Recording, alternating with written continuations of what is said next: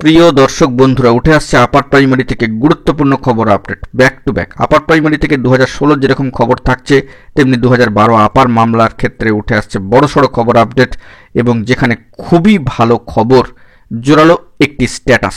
অবশ্যই এই ভিডিওর মধ্যে সবটা তুলে ধরবার জন্য চেষ্টা করছি। বন্ধুরা, ভিডিওটিকে তাই শেষ পর্যন্ত ওয়াচ করবেন, কোনোভাবে কিন্তু স্কিপ করবেন না, স্টিল নাও দেখবেন, চ্যানেলটিকে সাবস্ক্রাইব করে নিয়ে সঙ্গে থাকবেন। তো চলুন কথাবার্তা না বাড়িয়ে আমরা মূল টপিকে ফোকাস করি।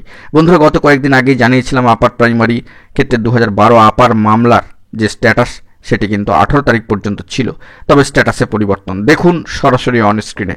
তো মহামান্য কলকাতা হাইকোর্টের অ্যাপিলিয়েটেড সাইট থেকে উঠে আসছে সেই স্ট্যাটাস, এবং সেখান থেকে কার্যত লক্ষণীয় যে নেক্সট হিয়ারিং ডেট শিডিউল কিন্তু 26 তারিখের জন্য চলে গিয়েছে। অন স্ক্রিনে দেখতে পাচ্ছেন 26শে মার্চ 2025-এর জন্য, অর্থাৎ আগামীকালকের জন্য 26/3/2025। যে কোনো মুহূর্তে কিন্তু মোড় ঘুরে যেতে পারে।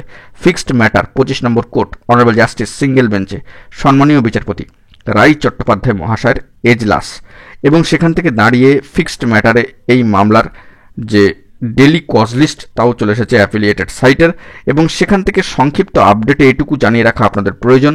খুবই ভালো খবর যে মামলা কিন্তু উপরের দিকে রয়েছে, 4 নম্বর আইটেমে অবস্থান করছে। বড়সড় খবর আপডেট 2012 আপার মামলার ক্ষেত্রে এই মামলা আগামীকালকের জন্য রয়েছে 26শে মার্চ 2025 সিঙ্গেল বেঞ্চে অনারেবল জাস্টিস রাই চট্টোপাধ্যায় মহাশয়ের এজলাসে এবং ফিক্সড ম্যাটারে, এবং কজ লিস্ট অনুযায়ী আইটেম নম্বর 4-এ অবস্থান করছে, অর্থাৎ অনেকটাই উপরের দিকে।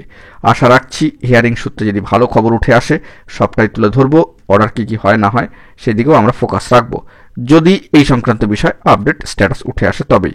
তো অবশ্যই এখানে জানিয়ে রাখার দরকার, কোর্টের সাইড থেকে আপাতত যে বার্তা এই মুহূর্তে উঠে আসলো সবটাই তুলে ধরলাম। অন্যদিকে ফিফথ কাউন্সিলিংয়ের অপেক্ষায় রয়েছেন আপার প্রাইমারি 2016 প্রার্থীরা, যারা বাকি ওয়েটিং প্রার্থী রয়েছেন। তো দেখা যাক ব্যাক টু ব্যাক ভালো খবর উঠে আসে কিনা আগামীকালকের জন্য। এখন এটুকুই, সকলে ভালো থাকবেন, চ্যানেলটিকে অতি অবশ্যই সাবস্ক্রাইব করে নিয়ে সঙ্গে থাকবেন জরুরি আপডেটগুলি পাওয়ার জন্য। ধন্যবাদ।